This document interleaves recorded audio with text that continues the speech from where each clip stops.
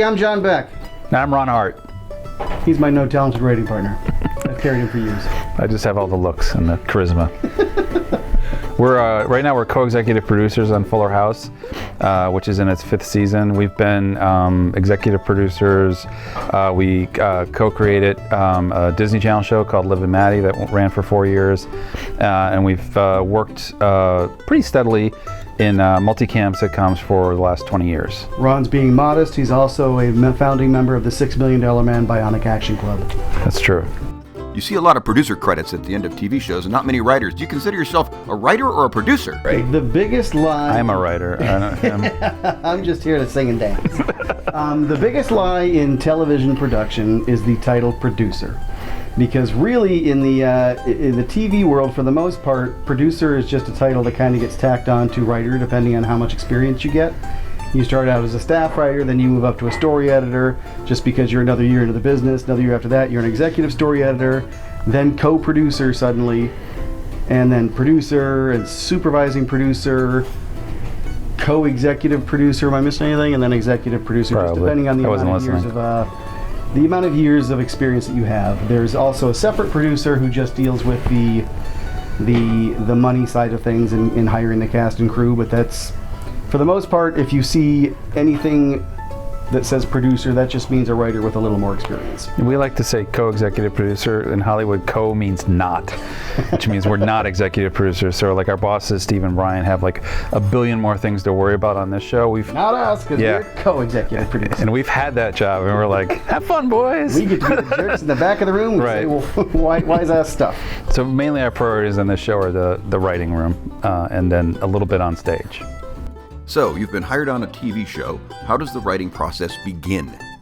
Every show kind of works a little differently, and it depends on the style of the showrunner. The showrunner is the kind of the big boss of the show and the writer's room, and he or she, everybody kind of works in a little bit different style. It also depends on how your studio or your network goes about it, but usually at the beginning of the year, there's anywhere from 6 to 8 weeks of pre-production, which is just the writers. The stage hasn't started yet, the actors haven't started yet, it's just the writers kind of figuring out what it is that you want to do that year.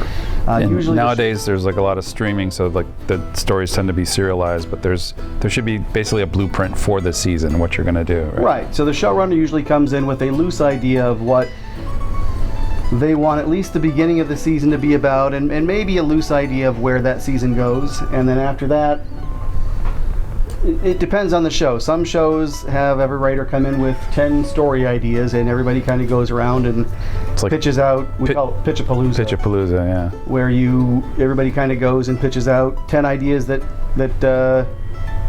some of them might show up in an episode. Some of them might just be a thing that sparks another episode. Some of them just might be something that's a thing that kind of gets the room going on something else and just kind of having fun. So do you get to write the script of your own story, or do you get assigned a story? Yeah, I think the showrunner will tend to kind of separate the sort of like the ones that they want to keep, and those are everything kind of gets written down, but then you kind of like identify storylines that are like gonna really work, especially for specific characters. And there's also, in most sitcoms, there's like an A and a B story, and on some shows a C story. So sometimes you'll hear a story and it's like, that's really funny. It doesn't quite feel like enough emotional stakes to merit like an A story, like the main storyline for an episode, but it might be a fun side story, a B story for a minor character, or like just a different comedic relationship you haven't seen. So those things all kind of get separated, and ideally the person that pitches the idea will write the episode, but that isn't always the case. Usually once it goes into the community chest, it's sort of like up for grabs, because things start changing the second the room starts talking about it. And more often than not, the showrunner kind of writes the first episode of the season, and then your higher level, more experienced people write the first couple, because you know that those scripts more than likely are going to come in better shape, so you can kind of hit the ground running a little more at the beginning of the season and don't have to worry about massive rewrites until later on in the season, once the network and the studio kind of trust that you know what you're doing for that, at least to kind of start things off. Now that you've been assigned a story, do you just go off and begin writing the script? Oh my God, no, you're not even close to writing a script yet. Every show is different, and it really depends on your studio network partners, but I think typically there's a 3-step process. The first is what's called either a 1-pager or a story document or a 2-pager, and that should give you a sense of like how long it is. It's a story synopsis. It's not just like a log line. It's a good page, and it basically will lay out the main beats of the A story and then the tertiary stories. There's a lot more detail given to the A story. It's basically there to get the studio and the network to sign off on the basic area so that you're not completely wasting time. If there's something that they don't want you to do or don't think is right for this moment of the season, you'd rather have that killed after writing a page and a half than writing a whole outline or a whole script. Right. It's not quite a blueprint for a script yet. It's more like, a sketch of what the story is going to be. It's a sales document. Right. And then after that, assuming that gets approved, and it isn't necessarily a straight line because the studio could have notes, you might make adjustments to it, but the next stage would be to write an outline. And at that point, you break it down into scenes. You're going to know, like, a big point is like figuring out which sets you're going to use for each scene, which characters are in the scene, entrances and exits, and like their attitudes. And then there's like sample dialogue, especially in comedy. You want to have like jokes in there. We're big fans of having incredibly detailed outlines, anywhere from 10 to 12 pages. Other people think that's too much information for them. For us, if you have a really detailed outline, your script writing is really simple because you're actually more often than not cutting stuff out of that outline to get it into the proper amount of time for script. But what that outline and the story document also do, in addition to your network and your studio, is it lets your production team know this is what you need to start preparing for. These are the sets you're going to think about building. These are the actors you need to hire. These are the props that need to start getting built. These are props. Don't get me going. The type of special lighting you may or may not need. It gives people a heads up, usually 3-4 weeks ahead of time, so the things aren't sprung on them at the very last minute. Other people like a quicker outline because they're not tied down to anything yet and don't have to answer a bunch of questions yet. Really, that comes down to the showrunner's preference. Yeah, but the outline is the usually the first document that production starts working off, which is important. And then, assuming that outline gets approval, typically on a show, a writer or a writing team would go off and write a draft. Now, when you're on like shows with like a longer order, or if you're behind the gun, sometimes the sort of production process starts catching up to the writing process. So sometimes you'll write scripts in the room, the whole room will write it together. But I think in an ideal universe, in most shows, a team or a person goes off and writes what's called the writer's draft. And that's usually the only time in our careers that you're actually writing. Because most of the time you're just in the room kind of shouting out lines. Television, writing is rewriting. Yeah. With the exception of that very first time that you write something, because after that it's okay, does this work? Does this not work? Could this work better? And you're learning basically how to collaborate with everybody else without kind of losing the main vision of what that script is supposed to be. You have written your first draft. Now what do you do with it? So once the writer does their draft, what happens is that draft gets distributed to all the writers. Everybody reads it, and then you take it into the room and you create what's called the pre-table draft. Hey, Steve, that's our boss. That's the showrunner right there. See, he's busy. He's going to do actual work now. He doesn't have time to mess around with Falkenstein's class project. So you take the writer's draft, and the whole room is gonna have at it, which is like could be the most humiliating day for a writer. Hopefully, you've written a draft that's in good shape, but it could be that like sometimes like when you go from outline to a draft, you just realize there's story problems. It could just be like the humor for certain characters isn't working, but like you go through as a room and you do a full like rewrite of the draft, and that version is called the pre-table draft. That's what'll go to the studio and then eventually to the network, get a whole new round of notes.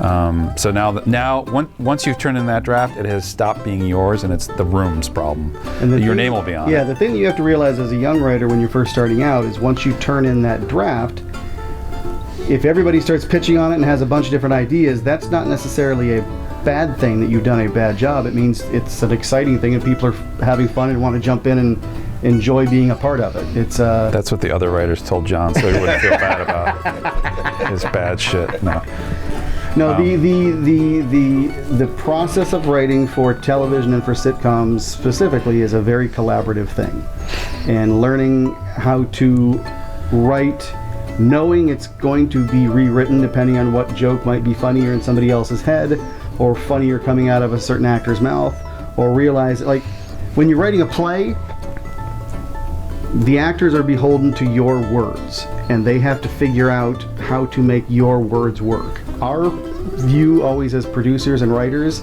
is that your words put the actors in the right position, but then you need to tailor your words to make sure the actors are in the best position possible for them, in the most comfortable situation for them, and doing the things that they do well, because with a play you have 3 or 4 months to get something going before you actually put it up and people see it.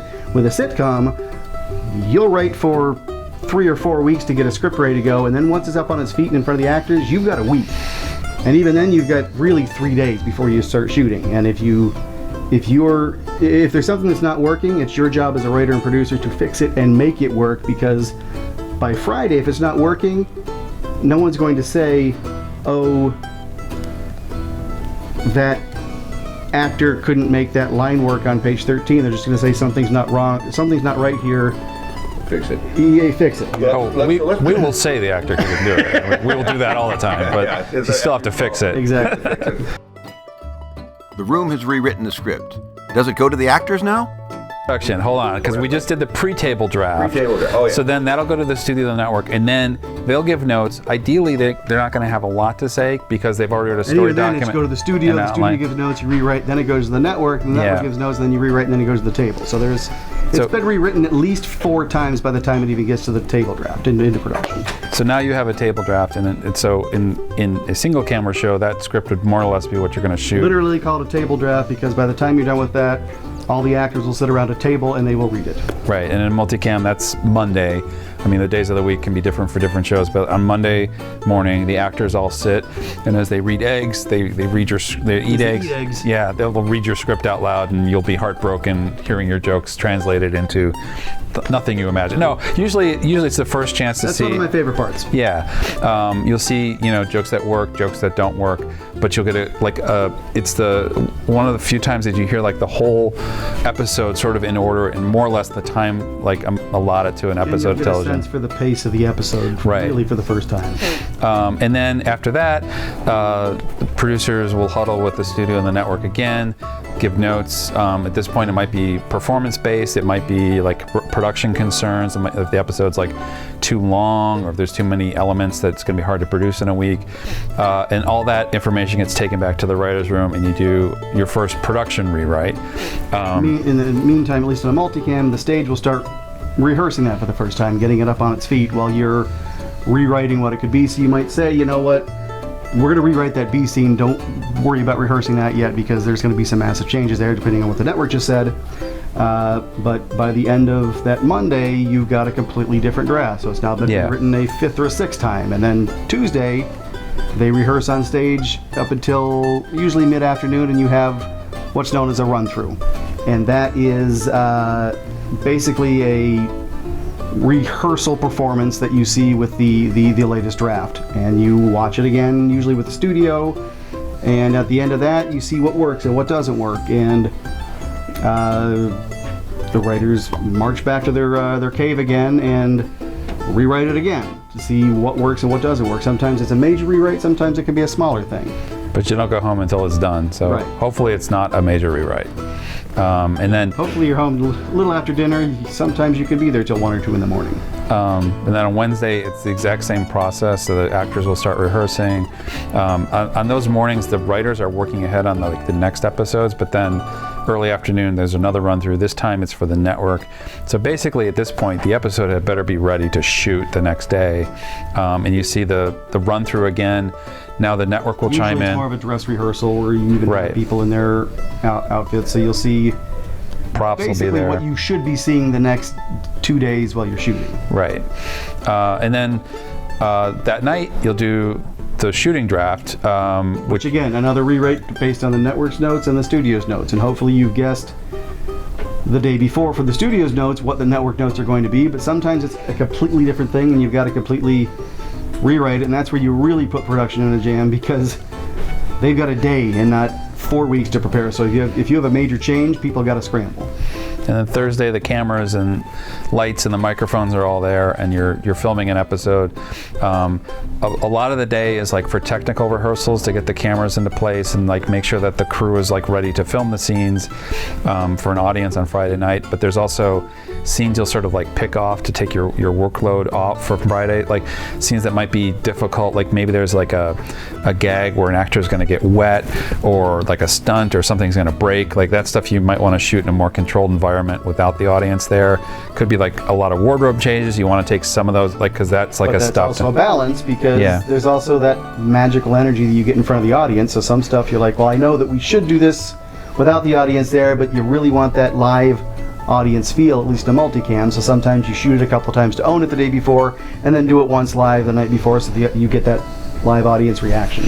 And even as you're filming these scenes, you're still rewriting, because it just could be you're seeing moments that don't work. Maybe it's like an actor has like a 3-sentence line and has to get from one side of the set to the other, and you realize you need like a longer line to cover that. Or it could just be like something feels static and unnecessary. You kind of like take a trim. So even on the day, you're actually doing a rewrite. So like you're never really done rewriting.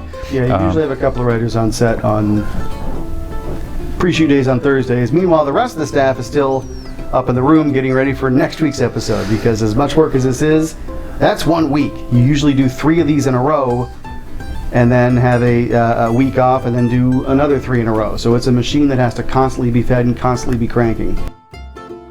How involved is the writer on the stage? Can you give notes to the actors or the director?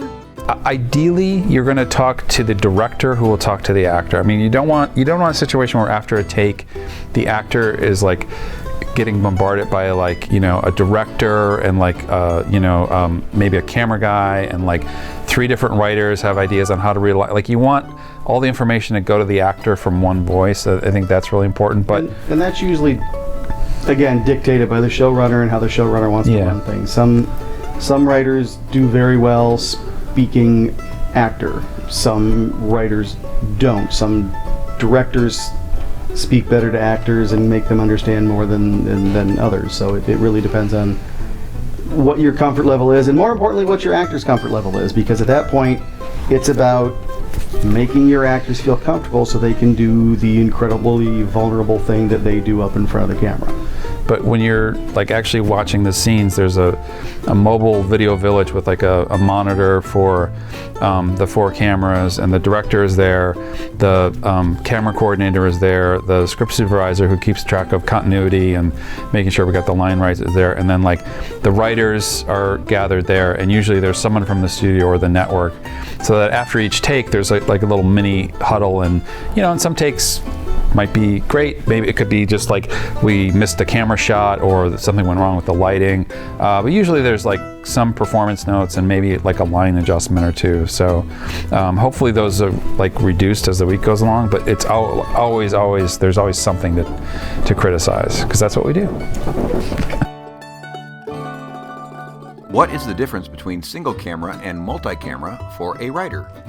We have actually never worked in single camera, but the process is a little different in that you have your table read, and then that's the last you see it until you're watching it either on set. Usually the showrunner and the writer of the episode will go and kind of watch how it goes, but even then you've got to kind of figure out how this is all going to piece together, because you're not getting to see the run-through rehearsals on a daily basis until you get there, and then you don't get the beauty of a multicam sitcom that shoots in front of a live audience is if something's not working, you're going to find out by Friday, because there's going to be crickets on something you thought for sure was going to kill with the audience, and then you're like, oh, this is terrible, and oh shit, we've got 5 callbacks to that that we've got to rewrite right now. With a single cam, you kind of have to know exactly what you want that to be right out of the gate, and then hope that you're conveying that to your director, who many times is shooting in a completely different city than you are in, and your showrunner and your writer sometimes will go to the set to kind of watch over things, but more often than not, you're just watching the dailies as they come back and hoping that the director that you've hired has the same tone, that you've conveyed the same tone to your director that you have in your head. There's also like on a multicam, you film in front of an audience, you film a last scene, there's applause, the actors take a bow, like there's a sense of completion. In a single cam, you shoot out of continuity, and it could be like your last scene is like an actor, you have to get that shot of the actor walking through the front door, and then you're done. And like on a lot of shows now, it's like they basically like they wrap that episode and then they turn, and there's like a new director because they have 2 units going at all time, and they're on to the next episode, and there's no like sense of completion. To me, that feels like more creatively fulfilling, but definitely there's a lot of upside to making sitcoms single camera. A lot of people have found very creative ways to find comedy in different ways. We grew up watching multicams, and we love them, and we just love the energy, and we feel like it that audience energy. Showbiz. Yeah, it changes comedy. It makes the actors different and generally funnier. Not always. Okay. What other staff positions are available in the writer's office? They're assistants, yeah. I mean, there's Michael over there is the writer's PA, and he's like basically around to kind of help writers make their days easier.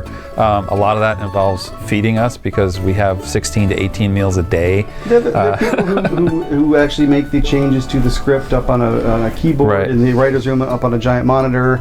They're the people who take care of you and are going to be around for 2 hours longer than you're even around during the week, and you better really like having them around because eventually they're going to take your job, and maybe if you're lucky they'll hire you one day. Because it's not just typing the script, we pitch a line and there's like a joke, but there's like a whole like technical side to it. I mean, obviously you got to like put it into the script format of dialogue and everything, but then like every scene heading has like a cast list, and there's like technical information that has to go into the stage direction, and then at the front of the script there's like a rundown of like each scene, who's in each scene, what set it's in, and there's cast lists. All these things have to be generated by the writer's assistants.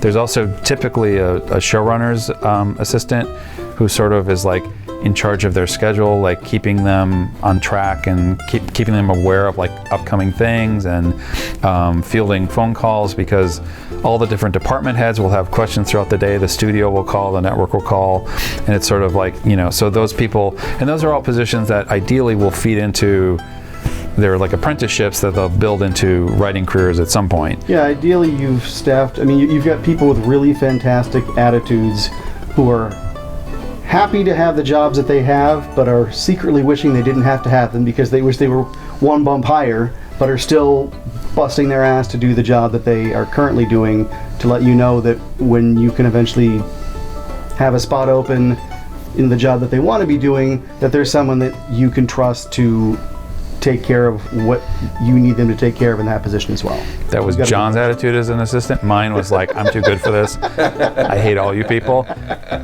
He got promoted. What should someone do to become a successful television writer?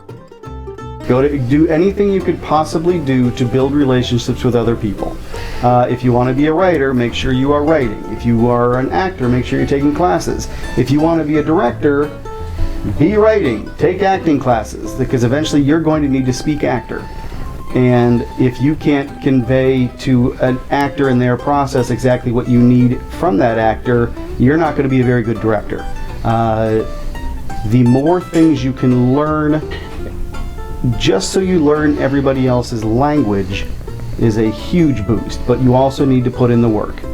I always say to people who are first coming out of school, you will find that there's 2 things when you move to wherever you're moving to. There's your job and there's your career. And you need to work equally hard at both. The job is the thing that you're doing that pays the bills and keeps you in Los Angeles or whatever it is. And your career is the thing that you want to become. And so in production here, your job might be a PA where you're getting people lunches and you're running errands and you're answering phones and you name it. But if you want to be a writer, if you're spending 6 hours or 10 hours a day doing PA stuff, you need to put in a giant chunk of time on your career, or else you're doing all this for nothing. I don't often agree with John, but that is very true. Well put. We were first coming up, we were assistants on different things, and we'd get done at 11:30, 12 o'clock some nights, and would still get together and write for another couple hours just to just to continue to generate material, because you'll hear over and over and over again It's about being in the right place at the right time in this business, and I like to say it a little differently and say it's about being prepared to take advantage of an opportunity once that opportunity presents itself, because it eventually will, and if you're not ready, you've blown it. Because if you're busting your ass as a PA and somebody says, what do you want to be? Oh, I want to be a writer. Oh, you know what? Let me read something you've written. You want to be able to have that script and say, here you go, instead of, oh, well, I'm working on this thing and I should probably be done in a couple of months. And that opportunity is now gone. You've blown that.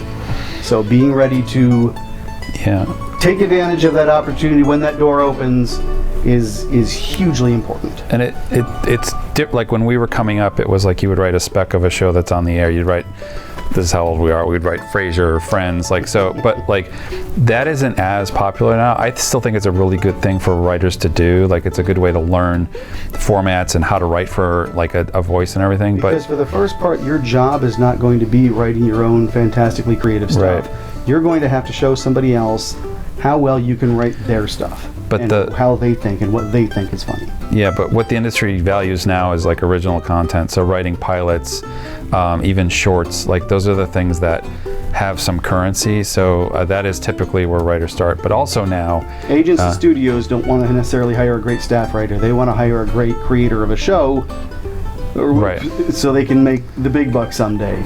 Showrunners are looking for that great staff writer who can really help them out with their show. So having both abilities is hugely important. But now there's also platforms to create things that you could actually produce. I mean, even with a low rent get up like this here, you could do something, and that's like just a different like calling card. Don't shoot anything in Jim's basement, because once you go in, you never come out.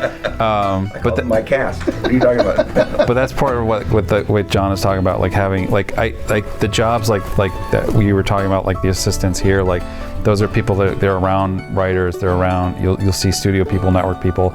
Those are chances to network, and hopefully they turn into opportunities at some point. It's about building relationships. That's really important, but you also have to work branding yourself as a creator, as someone who has potential, and that is about creating stuff. Like scripts are the easy thing.